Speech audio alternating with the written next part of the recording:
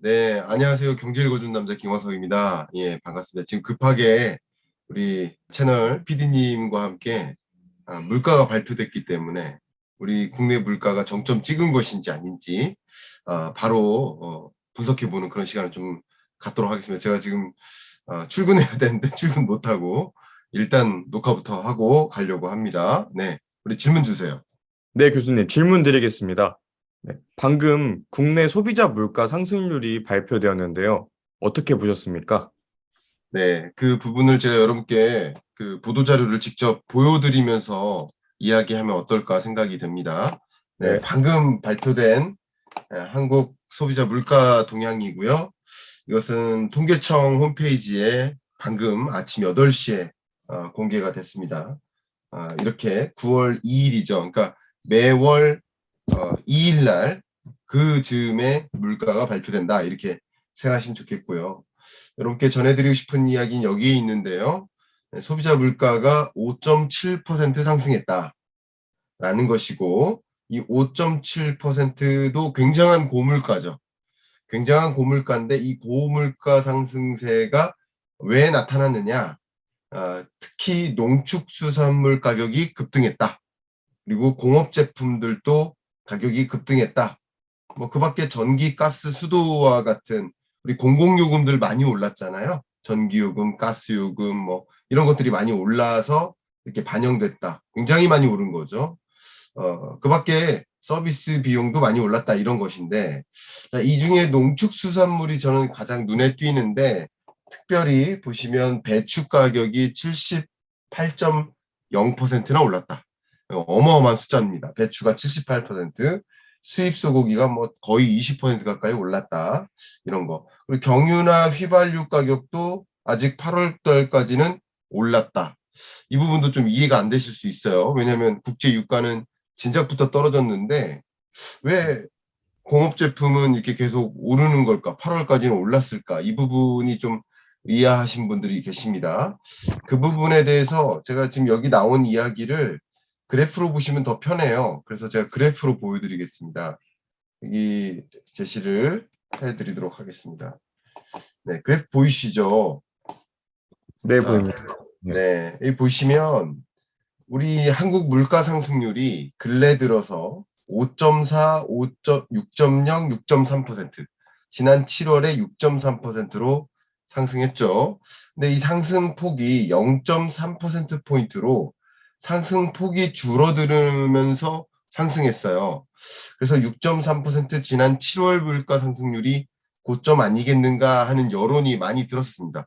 정점론이 부각됐었죠. 근데 6.3%에서 지금 뭐 6.0 수준도 아니고 근래 들어 가장 낮은 수준이죠. 5.7%까지 떨어졌습니다. 네, 이것은 정점 왔다라고 거의 좀 조심스럽지만 거의 조심스럽게 단언할 수 있지 않을까. 다시 말하면 6.3% 7월 물가가 고점이었을 것이다. 라고 단언할 수 있지 않을까 생각이 되고요. 왜 그러하냐면 우리나라 물가에 또 영향을 미치는 굉장히 중요한 변수가 수입 물가 지수예요. 결국 우리나라가 원유나 원자재 이런 것들을 수입하는 수입 가격이 잡혀야 생산자 물가가 잡히고 소비자 물가가 잡히는 겁니다. 시간적 격차는 있습니다. 보시는 것처럼 수입 물가가 먼저 치솟았죠. 그리고 소비자 물가가 몇 달 있다 치솟죠. 그리고 다시 한번 수입 물가가 퀀텀 점프하죠.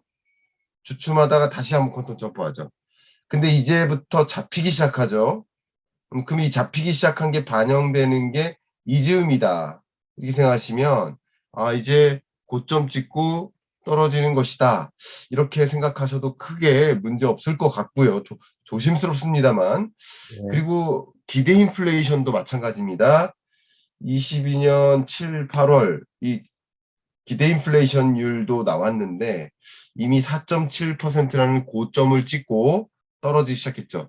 그러니까 여러분들의 마음, 소비자의 마음 자체가 이제 물가 더 올라가진 않겠구나. 물론 4.3%라는 기대 인플레이션율도 굉장히 높은 숫자지만 그래도 이렇게까지 가진 않겠구나라는 그런 생각을 충분히 주고 있고 얼마 전에 잭슨홀 미팅 분석도 했었지만 잭슨홀 미팅에서도 금리 인상하겠다, 계속하겠다 하는 총재도 그 정도 속도는 아니지만 계속하겠다 이런 표현도 나름 물가가 이제 잡히겠구나라는 기대를 만들어요.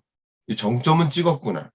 특히 가장 이 기대 인플레이션율을 자극하는 게 여러분 주유소 가격이에요. 모든 가격 중에 여러 가지 재화들의 가격을 보세요. 그 중에 가장 가격이 매일 급변동하는 게 뭡니까? 예, 주유비거든요. 주유소. 국제유가 말고요. 여러분이 주유하는 주유비. 그것은 매일 바뀌거든요. 그러니까 그것이 떨어지는 것을 여러분들이 어느 정도 체감하신다면 아직도 고유가 시대 맞습니다만 그런 것을 체감하신다면 그래도 물가 정점은 찍었구나. 그러니까 주유비 기준으로 정점이 4.7% 기대 인플레이션을 만들었었던 거고 그것이 또 떨어지니까 그러면 뭐 여러분들의 소위 말하는 임금 협상이나 메뉴판 가격 설정이나 이런 여러 가지 부분에 있어서 여러분의 행동도 아무래도 이제 물가가 꺾일 수 있으니 적당히 이제 올려야 되겠다 이런 생각을 좀 갖게 만들거든요. 지금 그런 소비자 물가 동향이라고 좀 정리를 하고 싶습니다. 그러면 인플레이션이 정점을 찍은 거라고 또 조심스럽게 생각해 볼 수 있겠는데요. 그러면 국제 유가가 이미 하락하기 시작했는데 왜 아직도 물가가 높은 걸까요? 네. 국제 유가가 하락했음에도 불구하고 여전히 고유가 시대는 유지됩니다. 자, 이 부분 말씀드리면요. 제가 늘상 국제 유가에 관한 데이터를 여러분께 보여드리고 있는데요. 보시는 것처럼 2022년 2분기가 고점이죠. 그리고 3분기, 4분기 그거보다는 떨어지는 것으로 미국 에너지정보청이 전망하고 있습니다. 그런데 중요한 것은 그럼에도 불구하고 이 국제 유가는 고점이라는 거죠.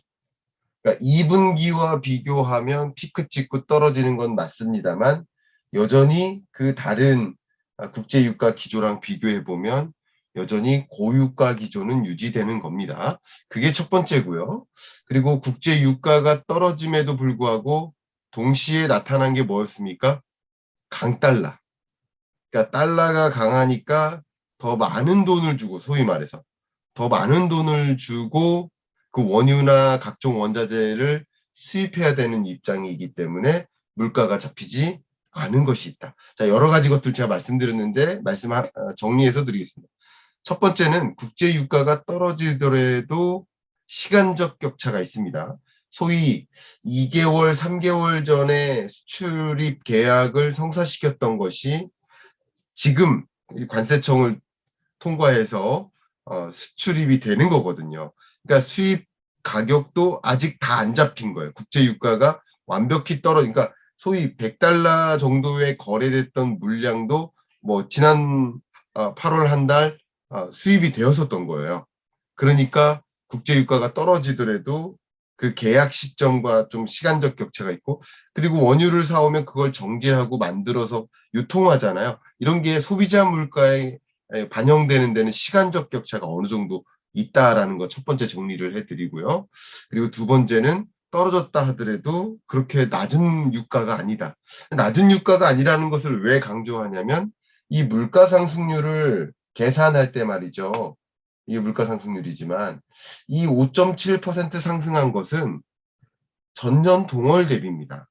어떻게 보면 2021년 8월 물가가 더 중요한 거예요. 근데 이때 보시면 갑자기 10월, 11월부터 급등했죠. 그렇기 때문에 반드시 10월쯤에는 잡힐 것이다라고 얘기하는 경향이 있었던 겁니다. 왜냐하면 이미 가격이 오른 데다가 거기서 또 한 단계 그 정도 폭을 올려야 높은 물가가 유지되니까 물가 상승률이라는 관점에서는 정점을 찍고 떨어질 가능성이 높겠다라고 봤었던 건데 여전히 이 가격이 뭐 100달러고 90달러라고 하더라도 국제 유가가 100달러였을 때 90달러였을 때라고 하더라도 이때와 비교하니까 그죠? 그런 면에서 국제 유가 떨어지더라도 물가는 안 떨어질 수도 있다 이렇게 생각하시는 것도 좋은 해안이 되지 않을까 생각합니다. 네. 그럼 많은 분들이 궁금해하실 것 같은데요. 물가 안정화에 걸림돌이 어떤 게 있을까요? 네. 지금 계속 이야기 나오고 있는 킹달러, 강달러, 고환율, 예, 같은 말이죠. 이게 지금 걸림돌이 됩니다. 계속 말씀드렸듯이 이제 국제 유가는 떨어지고 원자재 가격도 전반적으로 떨어지고 그래도 피크를 찍고 떨어지는 과정인데 달러 강세 기조가 계속 나타나다 보니까 수입 물가 하락세를 나름 지탱하는 역할, 그런 역할이 이제 달러 강세 기조 아닌가 이렇게 생각을 하고요. 그런 것들이 이제 첫 번째 과제고요. 우리가 이 8월 물가에 좀 긴장을 했었던 것은 우리 폭염이 있다가 바로 폭우가 쏟아졌어요. 그리고 이어서 지금 추석 준비가 한창이죠. 그죠? 왜냐면 예를 들어서 추석 선물 같은 거는 이미 저도 이제 몇 개 우리 집으로 배송이 온 게 있는데 추석 선물 같은 경우는 8월 달에 준비가 되면 유통 과정에서 그죠? 유통 과정에서 과일 같은 거. 근데 이게 이 7, 8월 동안 폭염과 그리고 8월에 폭우가 쏟아졌기 때문에 농작물, 농산품 공급에 엄청난 지장이 있었다라고 보고 있거든요. 그리고 이제 추석을 맞이하면서 수요가 폭등하니까. 그래서 이제 가장 많이 걱정됐었던 게 그 부분이었는데 그래도 걱정은 어느 정도 해소됐다. 왜냐하면 8월 물가가 그나마 안정화됐다. 이렇게 지금 판단하고 있거든요. 그런 면에서 좀 그나마 다행이다. 이렇게 생각이 되고 그런 면에서 지금 이 8월 물가가 안 잡히고 더 올라가는 거 아니냐 생각했지만 그게 어느 정도 잡힌 모습을 보니까 그래도 이제 정점 찍었다라는 것이 거의 확실시 되지 않을까 생각합니다. 방금 말씀드렸던 부분을 잠깐 데이터만 한번 보여드리면서 그리고 마무리하면 좋을 것 같습니다. 네, 자, 여기 알겠습니다. 화면 다시 공유해 드리고요. 여기 보이시는 이게 보도자료에 있는 내용인데요. 여기 보시면 여러 우리의 소비 품목 460여 가지 중에 일부가 이제 신선식품인데요. 그죠? 그 신선식품 중에 신선 어계, 신선 채소, 신선 과실이 있겠죠. 근데 이 8월 물가 상승률을 기준으로 보면 신선식품이 많이 급등했죠. 다른 품목보다. 근데 그 중에서도 채소 가격이 28%나 상승했어요. 굉장히 많이 상승한 거죠. 전년 동월 대비 28%나 전월보다도 상승했어요. 이렇게 높은 상승세가 반영됐음에도 불구하고 그래도 이 소비자 물가가 5.7%로 안정화됐다는 것은 이게 여전히 고물가 맞습니다. 이게 저물가 시대라는 것은 아닙니다. 2%라는 목표를 충족해야 어떻게 보면 이제 적정 물가까지 온 것이라고 판단할 수 있는데 여전히 고물가인 거 맞습니다만 그래도 피크를 찍고 안정화되는 거 아닌가 정점론이 상당한 부상이 될 것이고요. 그런 면에서 하나 더 한국은행의 기준금리 인상을 하는 속도 자체를 미국 따라갈 필요 없다라는 여론을 더 강하게 반증시켜 줄 거라고 보고 있습니다. 여기까지 마무리하겠습니다. 네, 교수님, 감사합니다. 감사합니다. 네.